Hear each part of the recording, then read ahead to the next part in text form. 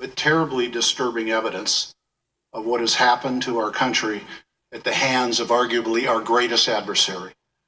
And what's worse, the evidence we've heard so far all seems to lead to the conclusion that they had help from the inside, that this was in part an inside job from U.S. persons, willing American accomplices, or terribly naive ones, or probably both, who helped the Russians attack our country and our democracy.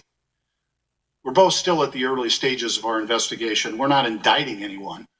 We're merely laying out some of the evidence and the facts, dirty though they be, sleazy though they be.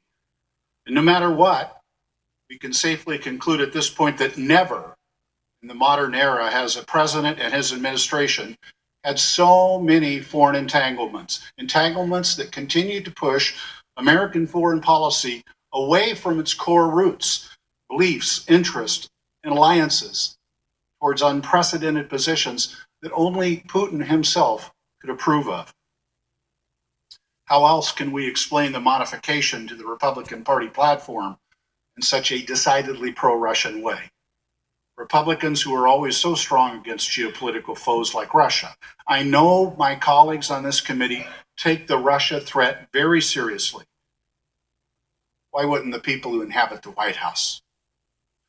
How else can we explain an administration that beats up our oldest allies like Australia and Britain and our strongest and most sacrosanct alliance like NATO, but never, ever say a bad word about Putin? In fact, they say a lot of good words about Putin.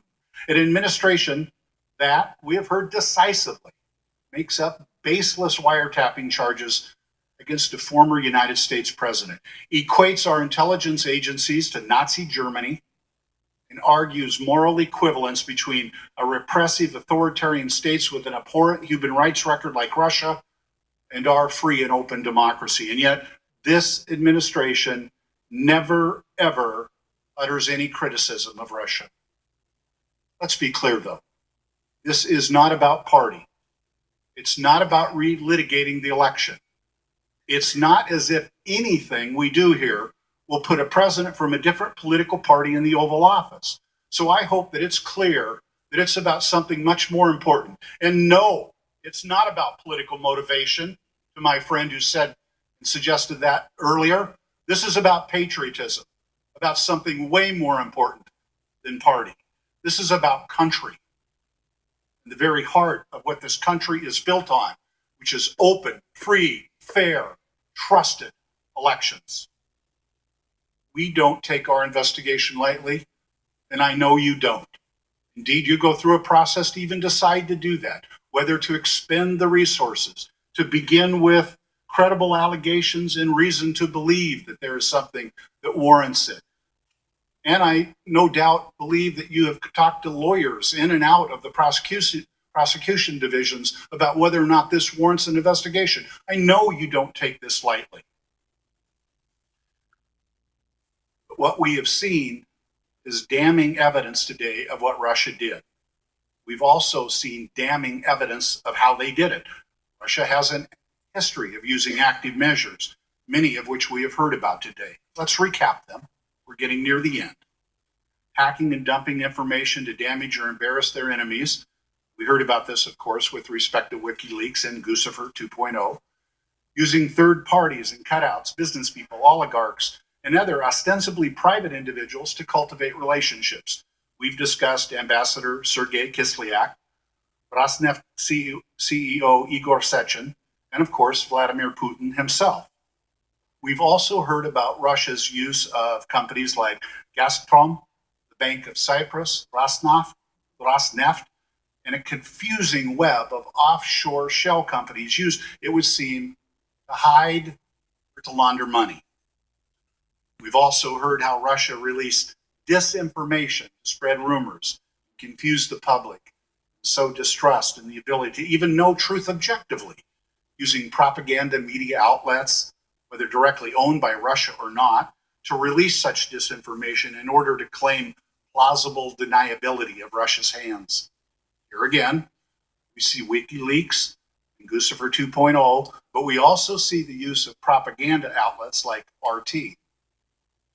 And of course, the use of U.S. persons of influence, whether through active collusion or coordination or naive acquiescence.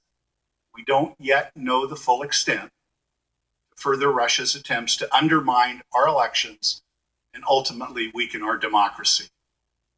On that last point, we've heard about quite a few individuals in the Trump orbit who fell somewhere on that spectrum from mere naivete, disturbing enough if this naivete is a feature of those who are supposed to be running our country and foreign policy, to unwitting Russian dupes, willing blindness to active coordination.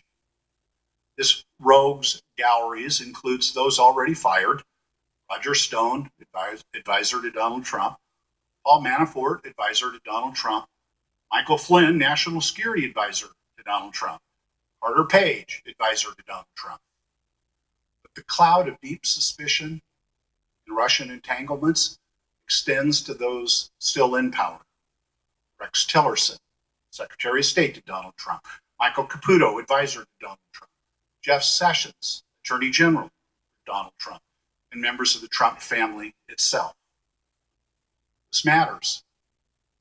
It's serious. Our battleships weren't sunk and our towers didn't collapse a la 2011. Make no mistake, 2016 is a year that we should mark on our calendars.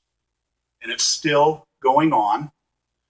The attack didn't end on election day. And it will continue, as you have suggested, unless we, all of us in this room, stop it. Admiral Rogers,